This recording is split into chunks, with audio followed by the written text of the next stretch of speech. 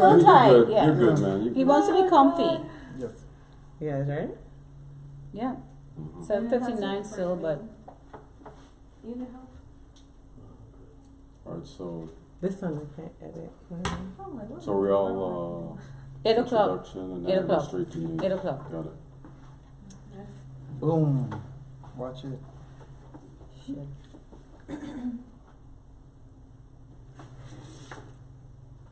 Hi guys. Hello. Hi. Welcome to another exciting episode of the Caribbean Edge. My name is Dawn Wilson. My name is Cheryl Ann Marshall. My name is Kishi Martin. Yeah. Yes. Our honorable guest, Yes. Kishi. Welcome, welcome. Thank you. And I'm Fabian Lyon. Nice of you to join us this evening. Thank you for joining us. Okay.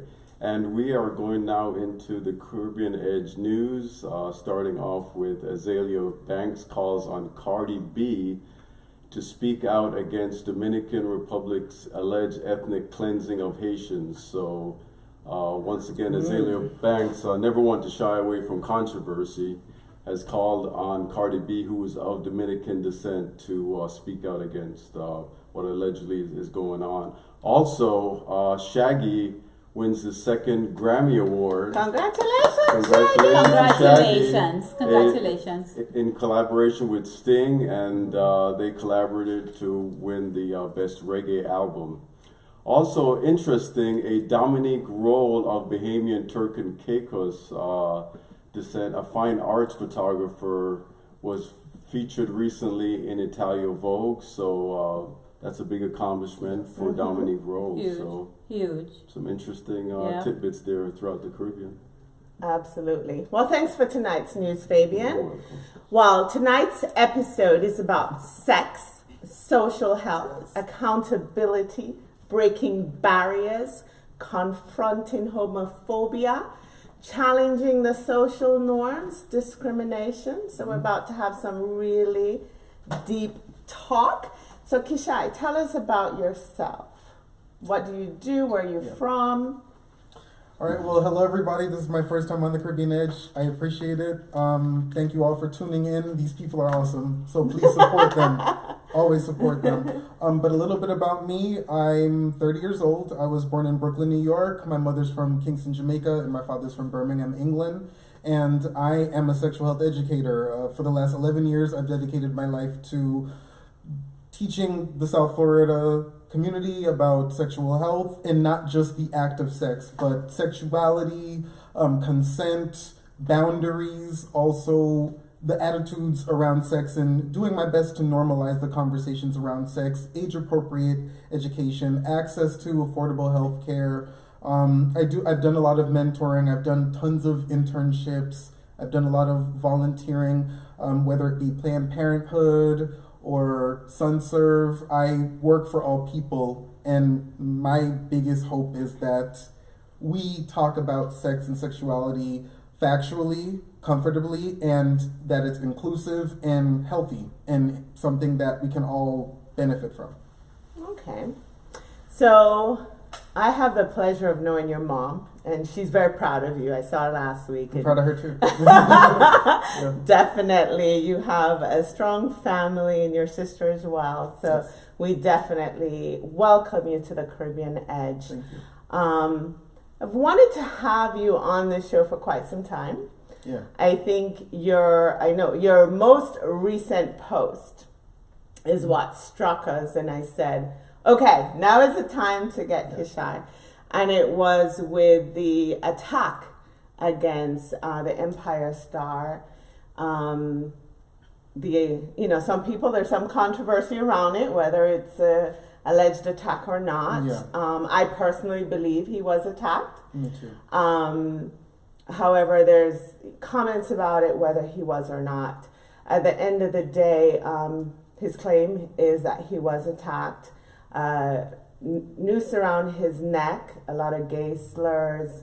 And so tell us why you made that post. How do you feel about that particular situation? So I first just want to say Jussie Smollett is an inspiration to me. I've had the pleasure of meeting him. Wow. he and I have so much in common. We're both really big Janet Jackson fans. He's multi-talented. I mean, he's a singer, he's a dancer. His family, they're all actors and actresses. I'm sure you all have seen like Eve's Bayou, which is one of my favorite movies. His sister Journey is so talented. I love her. And you know, I've had the pleasure of meeting him, and a lot of people of color who are in the LGBT community look up to him because up till the last decade or so, when you talk about LGBT in the media, who do you usually see? You usually see gay white men who are flamboyant. There's not a lot of representation and diversity. As we know, homophobia is something that is in every culture.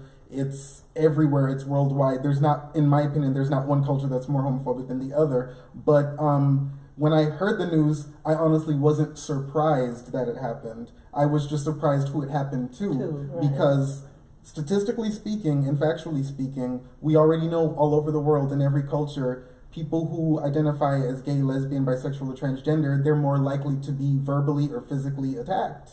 And someone who is both queer and a person of color, it's twice as likely that crimes are going to happen to them. As a matter of fact, in terms of who gets the most, who's more likely to get murdered actually is Black transgender women. They're the most likely to be murdered. They're more likely to be outed or disowned by their family. So, I want to play devil's advocate for a little bit, because you mentioned that not all cultures experience this. Rumor has it that in the Caribbean, especially Jamaicans, that we are more homophobic than any other country, any other Caribbean nation. And we have certain laws in Jamaica, the buggery law, that was from the British descent as well. I believe since 1864, somewhere there. Yeah. So those laws still exist to this day in Jamaica. Yeah. Trinidad, I believe, in about April 2018, they changed their laws, but it is a crime punishable up to 10 years in jail. Yeah. So Jamaica is known for homophobic. We have prime ministers, you know, which are the leaders of our countries, that have pretty much said, yeah, you know, the Honorable Bruce Golding has come out and said, not in my cabinet when asked. He's okay with it, but I'm sure everyone, Caribbean and non-Caribbean, has probably watched those interviews, and if you haven't, you can obviously, the internet is there to research it. But he said, yeah, not in my cabinet would he have a homosexual portion. Openly. Yeah, exactly. Openly, right? There's a difference between open and closeted, and a lot of people are closeted out of survival, out of safety, out of fear. So especially you can sit here and say, oh, not in my cabinet, but gay people have been a part of society, a part of the world since the beginning of time. It's not going away. Right. And you can sit there and verbally and openly speak out against something, but that's not something you have control over. You can be a politician and you can implement policies to run a better country, run a better state, but you can't police people's love and what they do with their bodies and what they do in their bedrooms. It's not your business. And so, growing up in Jamaica, like I know, you know, and I don't want to single out the Honorable Bruce Golding alone, because our current Prime Minister, Andrew Holness, has been asked the same question. He's not come out either way. He just says he'll support the country's views, and as times change, Portia Simpson, the ex-Prime Minister, she's come out and she's welcomed it in her cabinet when asked the same question. If we think about ourselves as people from the Caribbean or Caribbean descent, we're in a unique situation because we no longer live in Jamaica, where I'm sure it's a lot stronger, in my opinion, versus living in America. So I want to ask everyone, what's your thoughts on that? Do you think living in America has made us more conscious, more aware, more loving, more open towards these discussions than if we were back in our hometowns? Caroline. Real talk. Real talk, because I have a very close friend who confided in me about his sexual preferences. He's gay, and it's so bad in Trinidad. This was a few years ago. Mm-hmm. It's so bad in Trinidad. It's so not accepted in Trinidad that he said to me that he considered suicide. Yeah. And that's the reality that a lot of us face. It killed me. Yeah. It broke my heart into pieces. And he said to me that his mother could not begin to accept it. His mother basically she subjected it as something, as a vice and a choice, as opposed to something that he was born wanting, needing, loving. And I was appalled. I was totally appalled. I was like, wow, the ignorance is appalling. It's appalling. So in this day and age, I'm going to ask you this, all of us, we have kids, not you, not yet anyway. Your kids come to you and they ask, they say this, because at some point you did that, right? So we want to know more about that. But what is it like, the courage that it takes your kid to come to you and say this to you? What do you believe you would do if they came to you and say...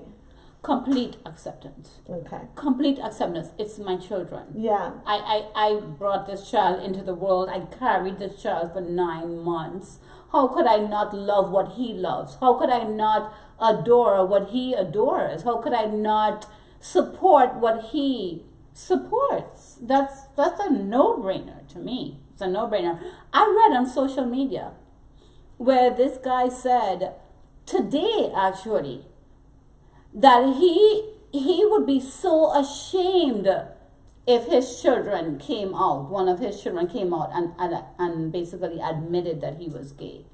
But do you realize a lot of people share that though? Yes. Yeah. Because it's socially acceptable Yes. to speak out against something that society, that law, that religion has said is wrong. Because in the state of Florida, if you're transgender or if you're gay, you can actually be fired and you can be denied housing. Oh my God. Religion has come out and said all of these horrible things about the LGBT community for years, yet religion was also the same thing that was used to justify slavery. Mm-hmm. So it's always interesting how people use things to for their benefit, for their convenience, for their agenda. And I'm not a religious person. I'm very spiritual and I respect people's religious choices.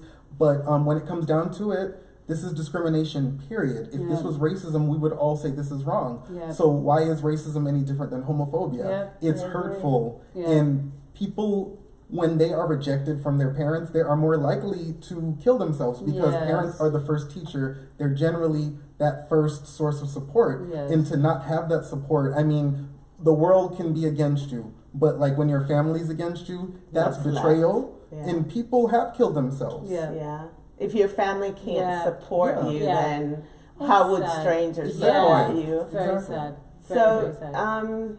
And I want to get your thoughts on that, Fabian. What if your kids came to you and said, "Hey mom, hey dad, I'm different than what people consider the norm. I'm gay. I'm a lesbian." I think one of the most overrated things for me is what consenting adults do in the bedroom.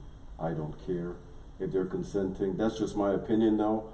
It's my take, and as long as they're consenting, what they choose to do, that's all that matters. Consent is everything. Consent is everything. What they do, I really don't. Whether it's a coworker or a peer or whatever the case might be. Good point. You know what I mean? So I would love them the same way. Yeah. And that's just me. I am fortunate that I think in this country, as opposed to some Caribbean nations, there are laws that do not exist at all in some of those Caribbean nations. So therefore, it has forced those that might have been reluctant to accept it to do so, because if you hit somebody here, or if you somehow strike somebody, you're going to go to jail, as opposed to many Caribbean islands where people might just turn a blind eye to violence. To violence. So we got to be thankful that we live in a society where if there are laws in place, and hopefully it will get better to protect those, from those kind of situations. So hopefully at some point those Caribbean islands that are kind of backward in that will start to adopt some of these laws and pass some of these laws. So here's my take, and I like to be real. I like to definitely be honest, and I grew up very sheltered. Didn't grow up being around anyone that's gay or a lesbian. Right. Wasn't part of my world. Exactly. I grew up listening to all the music, so I didn't have to think about what if my kid came to me. I guess as I got older and I had that, then, you start to wonder, what if my kid comes to me? And I must say, yes, I would love my kids regardless, but it would not be that easy. It would be, I would start to think as a mom, what are my kids going to face? What challenges do they face? Of course. I'm not saying you're not saying that. I'm just saying. Hands down. It is Hands not down. What easy is if my my kid yes. can, because Yes. then I would now, just like for this show, you start, and any topic we do, I start to think, do I know enough about this subject? Do I need to research it? So I think the same thing with my kids coming to me.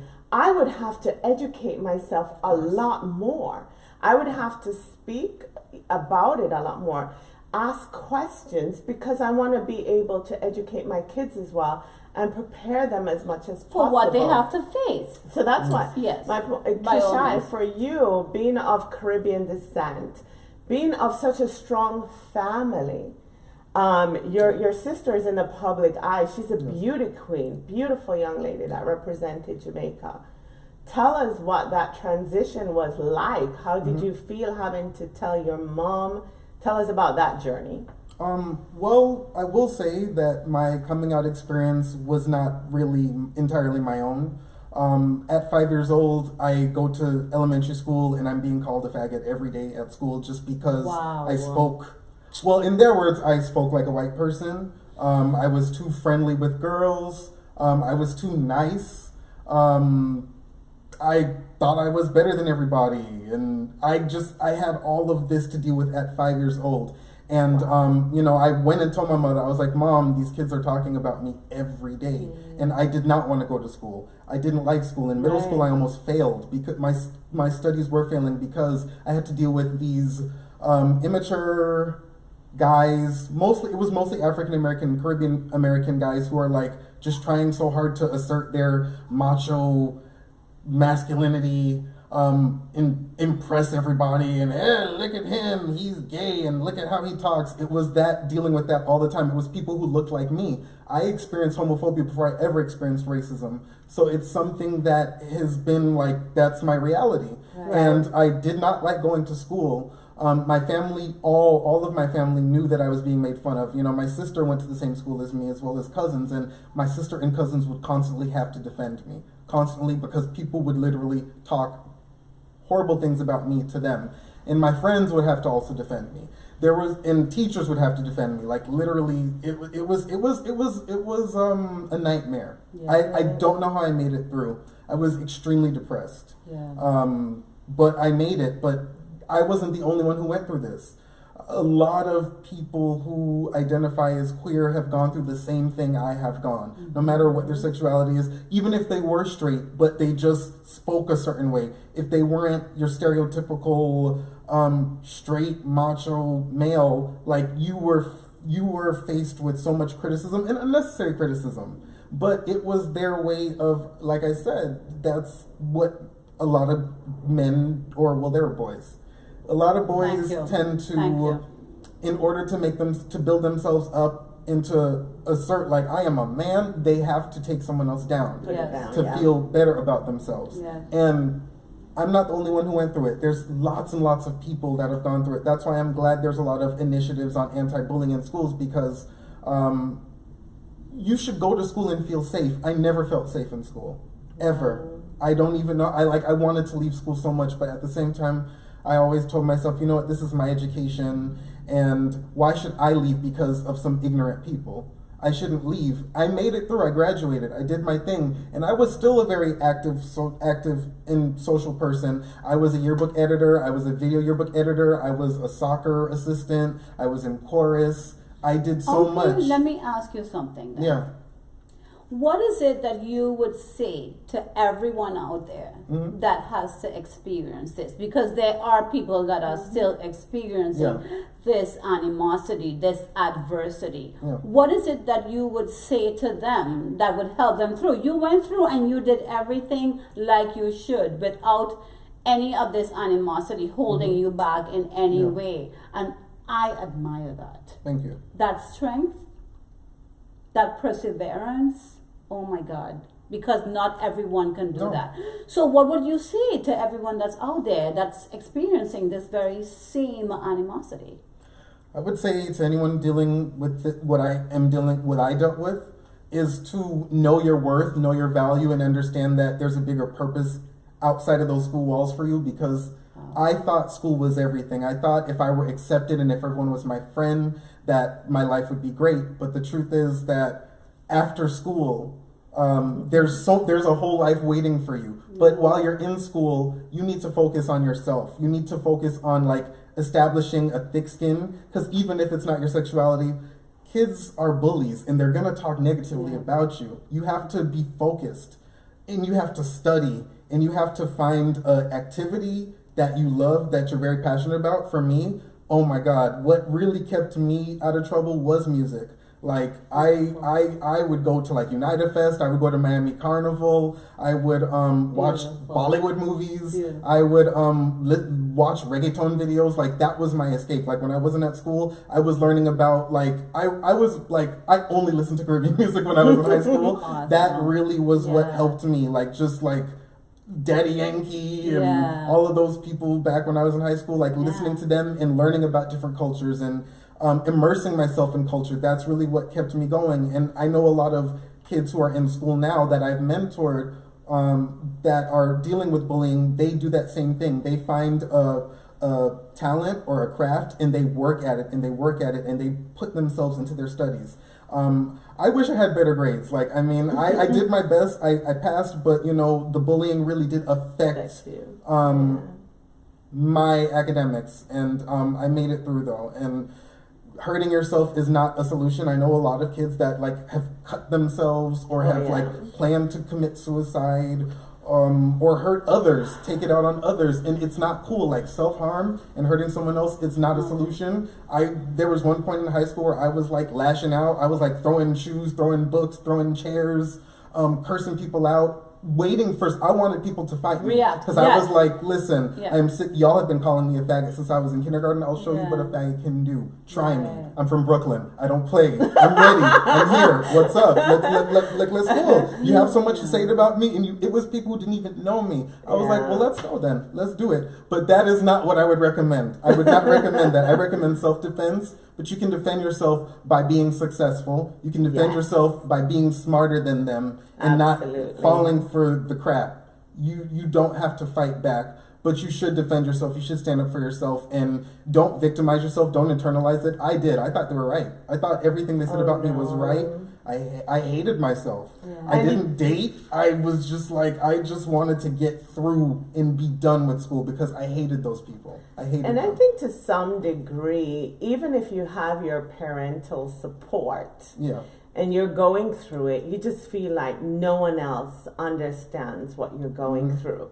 And I know kids say that all the time. And in fact, my child has told me, you know, we told her she was tall and beautiful. And, you know, it was just her coming to terms with who she was and realizing, like you said, there's so much more after middle school and high school and college.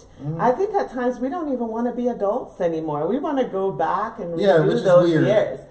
There were no bills or whatever, so I guess we want to go back sometimes. We do want to take time out to thank our viewers and to Thank you for tuning in. Make sure you make any comments so we can see what I'm you're gonna check saying. the comments If right you now, have any real quick, questions for Kishi as well.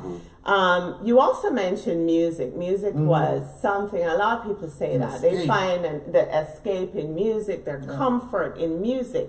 So, with that said, reggae music, Beautiful. dancehall music, Buju soca, Banton. I'm a child there. of a reggae musician, you know, so reggae, dancehall, Caribbean music, compa, zouk, soca, chutney, all of that stuff is a part of me. That's what I grew up on. I love it too. Well, I I love it all. imagine in your I love house, it all. so you don't have a I choice love it all. but to listen to it. I love it all. So there's a lot of backlash, specifically on Buju Banton, which I know there's a lot of Buju Bantons, and you're definitely also fans of the Caribbean Edge. But he is one of the controversial... One of many dancehall singers. Yes. Yeah. We have Vibes Cartel, we have Shabba Rhymes, we have Beanie Man, who has come on and apologized to some degree. Because he apologized. I saw it. No, yeah. But he apologized. He was on a television show called To a limit. Gaycation. I did not know Ellen that. Page. I He did not apologize. know that. So, our music, which a lot of people say it's their art, the freedom of speech, to speak. However, are we crossing borders? Are we crossing those lines when we start to say step on Chichiman or... It's wrong. It's wrong. Fire. On all levels. It's wrong. on all Completely. levels. But here's the thing. Buju Banton is a legend. He's super talented, and I respect him. But with great talent comes great responsibility. I'm sure I've quoted that from RuPaul's Drag Race or something. But no, but with talent does come responsibility. When you have a platform to showcase your talent, and your talent is being shared with millions of people, your messaging does matter. And the thing is, Jamaican music is some of the most influential music in the world. Yeah, I don't know any culture in the world that does not like reggae. You can take reggae, a reggae musician anywhere. It's universal. And it will sell out and sell off, I guess, as we like It's to not say. blood. You know? Yeah. But the truth is, I do feel like a lot of the reputation that Jamaica has developed as being the most homophobic country in the world is because of the music. Because when I tell people I'm Jamaican, they're like, oh my God, so your family must hate you. They literally, there's people who are not Jamaican who assume because we are Jamaican that we have great music, but we're hateful people. That's how they look at the country. That's how they look at Jamaicans. So these musicians, while they are talented, and I feel like as a musician, you have the right to express yourself, you also have a responsibility to not encourage violence and not perpetuate ignorance, because Buju Banton has I love his music, and he has so many great things he can talk about. And honestly, Jamaica, the Caribbean, we have a lot of struggles. We have a lot of issues. The LGBT community is not one. Yeah. We're a minority. We're invisible pretty much in a lot of Caribbean places. Yeah. We're in fear. Yeah. So why are you getting on that platform, that amazing platform that a lot of people never get a chance to get, who are just as talented, or if not as talented, or if not more talented? Why are you then calling for violence against a group of people? Why are you perpetuating ignorance? There's enough violence in the world. There's enough issues. Jamaica has a lot of conflict. And I don't think sexuality is number one on the list. I don't even think it's other top conflict five. that needs to be addressed. There's too many things. There's too many things. But unfortunately, with a lot of non-Jamaicans, because of that music, we have this. We are synonymous with homophobia because of the music. Yeah. But to your point, there's hatred in the music to kill and burn anyone that is gay. In some music, obviously a lot of successful artists that don't go down this path that are even more successful. However, the artist, and then you have us. Yeah. We grew up on this music. I danced to this music. My friends danced to this music.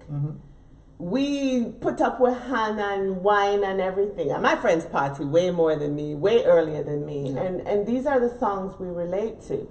One, it's the beat of the music that captivates us. Yeah. It's the best. The best. But People don't necessarily listen to the lyrics. A lot Very of well times they said. don't. No, A lot of right. times they Very don't. well But said. after Very a well said. while, Yeah. you It's hear subconscious. those lyrics. Yes. Conscious. And you Yeah. know exactly what it means. Yeah. And it supports, we support it. Yeah. Because we're dancing to it. Complacent. Our Yes. DJs are playing it. Because the beat is so The beat badass. is wicked. It's like It's wicked. wicked. Yeah. You Yeah. can't help but like it. Even Yeah. gay people that listen to those songs, They be winding up. they in the wind gay up club, on it and they love it. Please, they love that. But the Everyone reason loves we're that. having these conversations and bringing it to the table is Yeah. the next time I hear that song, am I going to look at it any differently tonight? Having you here, Yeah. telling us how it impacts you when you hear that Yeah. song, and other people hear those songs, and us really listening to the lyrics. Are we calling out to kill a gay person? What's different than having a song that says let's kill a black man or let's kill a white man? Because it's wrong. It's violence. It's Right. murder. Very wrong. And it would not Very be wrong. okay. But I'm Very telling wrong. you, we have been conditioned to, because this is seen as a sin, an abomination, it's abnormal, we have been conditioned to not protest it. Right. Because if we go against Yes, it, we oh, are. then you must say gay too. Like Yeah, that's exactly. the Yeah. and we don't ever want someone to put us on the spot in a place where we can be discriminated against or our life is being threatened. Because I mean, and the thing is too, like I said, every culture has homophobia, because every culture in the world is predominantly heterosexual. There are countries that are worse than Jamaica. You know, like there's places like Russia where even if you Russia look is, gay, yeah. if you're suspected to be gay, they're killing you. People there are some people that were just hung by a noose in Iran because someone molested a younger boy, and they assume that molesters are all gay. And there is no correlation between gay and molestation. I just want to let people know this, because I was never molested as a child. And most molesters are actually people who are in the family. Most molesters, it's not about sexuality, it's about control. A lot of people have sex for control. Most people rape and physically and sexually assault out of control. It has nothing to do with sexuality or sexual appeal or sexual attraction at all. And stuff like that makes me sick, you know. But like, there's so many countries around the world, even in East Africa, like the president or the leader coming out and saying like, we need to find these people, and anyone who even looks or is suspected to be gay, they're exterminated, they're assassinated, they're killed.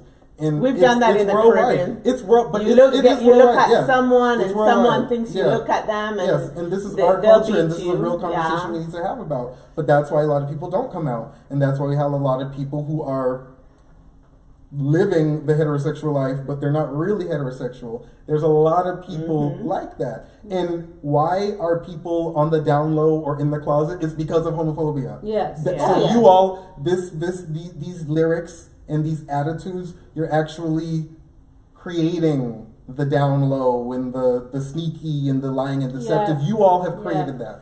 Just So how does it make you feel when you hear those when you truly understand the lyrics and Yeah. know what it means? What does that do for you? It's embarrassing, because I love my culture, I'm proud of who I am, and to have to go among people who are not a part of my culture and defend my culture, and like, people literally, every time I say I'm Jamaican, oh my God, does your family hate you? Like, were you kicked out? Like, this is what I have to deal with, They and know. it's so frustrating. They are aware. But that's that. Yeah. Like, Yeah. they don't Exactly. ever talk about how beautiful our countries Right. are. They don't ever talk. They don't ask me those things. Right, Like, people right. automatically assume like, oh my God, like, you're so lucky, your family, Right. because every Caribbean person I know, oh my God, they can never come out. And a lot of my Caribbean friends, like, well, this is what other people say. Most, like, I love being around people who are out and not ashamed of who they are. I honestly, when I first started dating, I was involved with people who were Caribbean and who were in the closet, and the worst part about it is that they would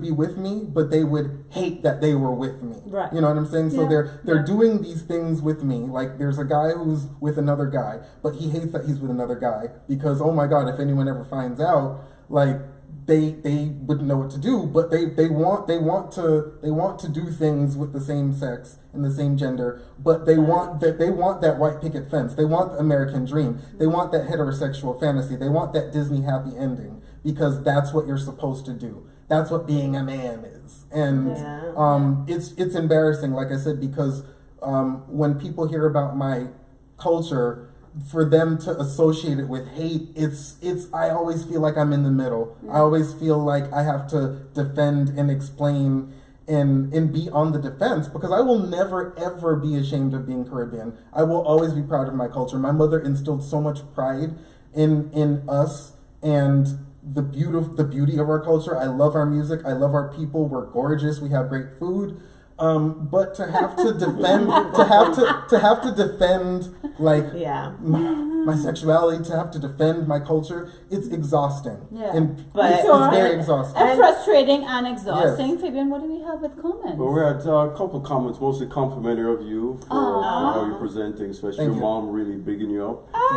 And there's also thank you also to Marie Walker who made it a comment. She loves Buju. And I love a Buju man. Me too. Love Buju, you know. Me too. So I'm gonna ask you this, Kishi.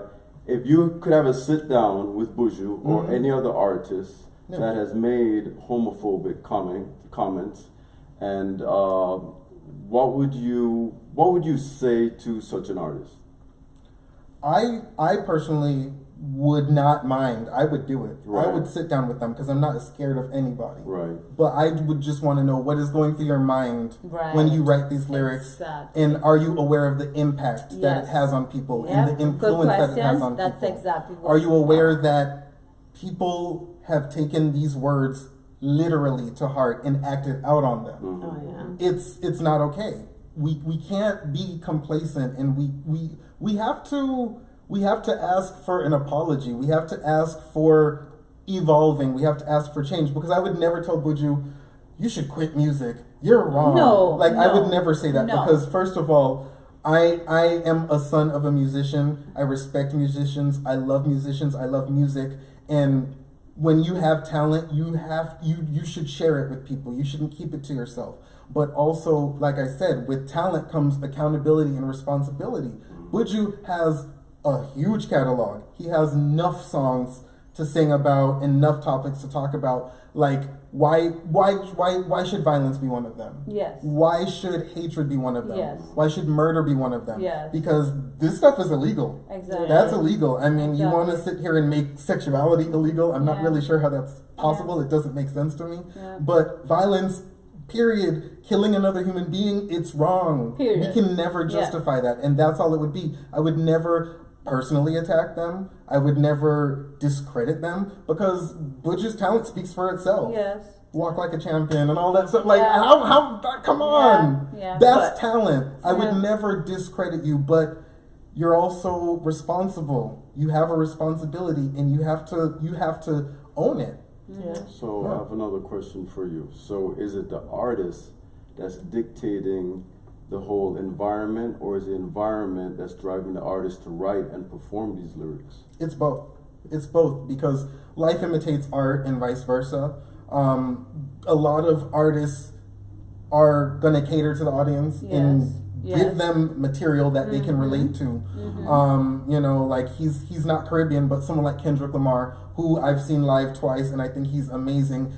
The reason why he's so influential and powerful is because he uses his style, he uses his words in a way that people can relate to, and he talks about things that people have gone through, and that's so powerful and that's so amazing.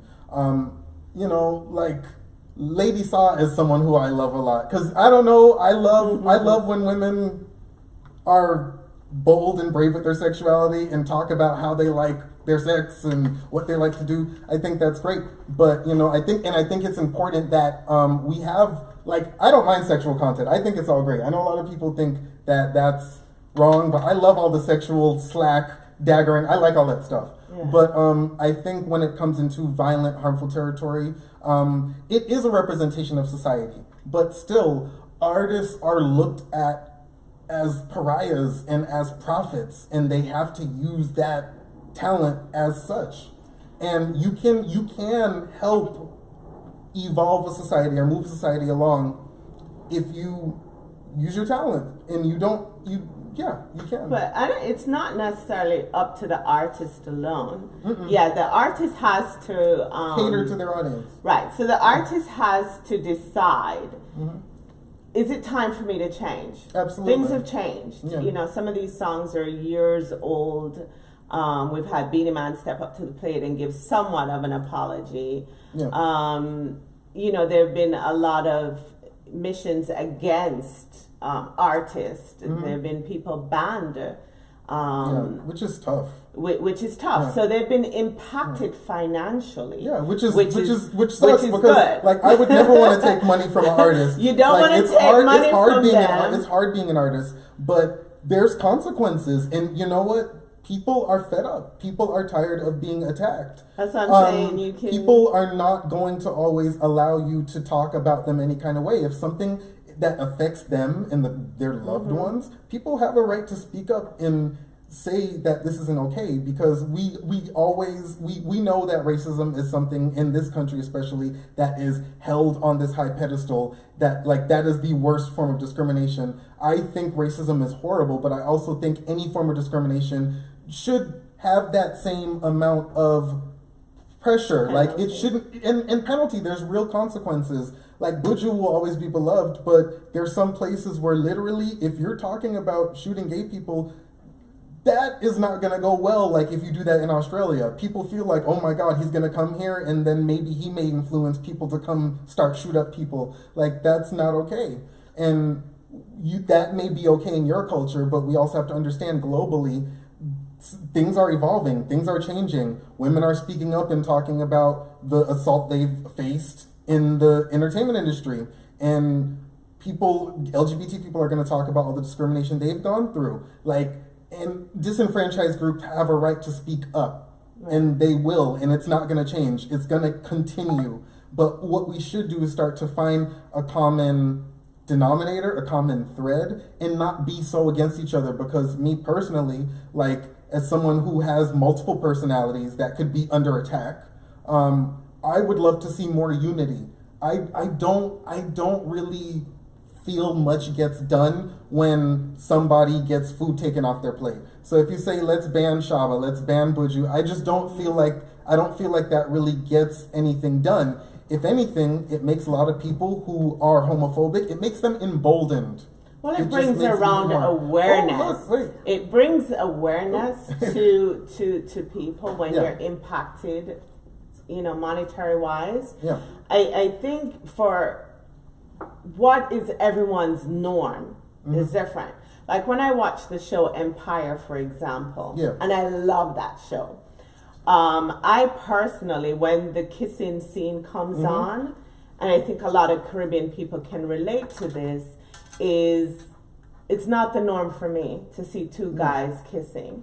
And people have told me they've turned off the TV, they've walked away, they'll record the show, they'll fast forward. I think some of them might have liked it. I don't know. I mean, it's not that deep, Lord. Well, it's it just depends who you're talking to. It's two people. Grow up. It's not going to go nowhere. For you, though. But it's not going to go nowhere. But that's why you're on this show, and why you do what you do, to bring awareness to us. Because I can tell you, for Caribbean people, making that transition of what, especially if you live in the Caribbean now, we don't. We live right here in America. Exactly. So I think it's a little easier for us to accept it. But with the music, with the culture, with our leaders, with the laws, it's much more difficult in Jamaica. Yeah, no, the odds are definitely stacked. The odds are definitely stacked when you break it down like that. Yeah. It's true, it's difficult, but still, it's one step at a time. And me personally, in my own life, I'm not somebody who does too much PDA. with somebody. Like, I don't mind giving hugs, but like, I'm not gonna make out with somebody in front of people. That's just not my thing. Like, I like to do that stuff like on my own time. Right. But like, and I don't judge people for believing what they believe and feeling how they feel. But and you're allowed to feel how you feel. But I believe when it comes to it hurting other people, I think that's where we have to draw the line. Because there's a lot of things that, if you're a conservative person and there's things you don't want to see or discuss or talk about, you have that right to not discuss it. But a lot of times people go the extreme and then they want to go out and like hurt someone, or they want to get into politics and implement some sort of policy that will forbid or hinder people from, like I said earlier, getting employment, getting housing. Like, I don't think it's cool that if someone doesn't, if someone who you think is a man, but is, you know, doesn't want to present as a man and feels like a woman, I don't think it's right for you to say, oh, you don't deserve a house, you don't deserve a job, because there's a lot of transgender people, they can't work. They don't work, so a lot of them are just surviving. A lot of them get into sex work. A lot of them don't come out. A lot of them prefer to stay in the closet because why? It's safer, and you will get opportunities. So I cannot be myself. To keep up with the Johnsons, I have to be someone else. I have to pretend to be someone else I'm not. Oh my. So we're gonna wrap it up. Yeah. Yeah. We absolutely enjoyed having you on the show, and thank you. So Fabian, any last minute thoughts on tonight's topic? Well, thanks for coming on the show. If you have even given somebody who had such homophobic thoughts pause now to kind of reconsider their stance on gay people and LGBT community and how lyrics are interpreted, then this was a win for us, and I'm sure there's at least one in the audience. So thank you for coming on and giving your point of view. I do what I can, but like I said, I'm for everybody. I'm for everybody. I want to see everybody win, and I would love to live in a world where there's no violence. Like tomorrow is the 1 year anniversary of the Parkland shooting, you know, and that was something that is horrible. You know, like one of my friend's sisters, her teacher was killed.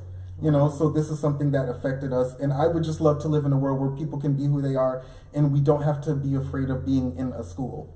You know, like I just want peace and love and great sex. I'm with you. I'm with you. Peace, love, great sex. Yes. Amen. Respect. Amen. Like Flynn. Respect. So the parting words, Sherilyn. I am really happy that you came on here. I'm glad that I'm pretty sure you were able to inspire quite a few people here on how to deal with the animosity and the adversity of living in their natural being. And we're just glad you came. We're glad we were able to share your stories and able to help anybody who's out there who's seeking some type of assistance with dealing with all of this. Yes. Yeah. Okay, and I share the same sentiments. Thank We're you. so proud of you. Thank you. So honored that you are able and willing to come up and talk, and so well spoken, because you give such a diverse look at everything being Caribbean, enjoying your Caribbean culture, and yet addressing such a sensitive topic that exists out there that needs discussion. So thank you, Kishi. Thank you all. Thank you. Bye. you. Have a Appreciate great it. night. Bye, Thanks for tuning in to another episode of the Caribbean Edge. Thank you. Thank you. All right. Good job. So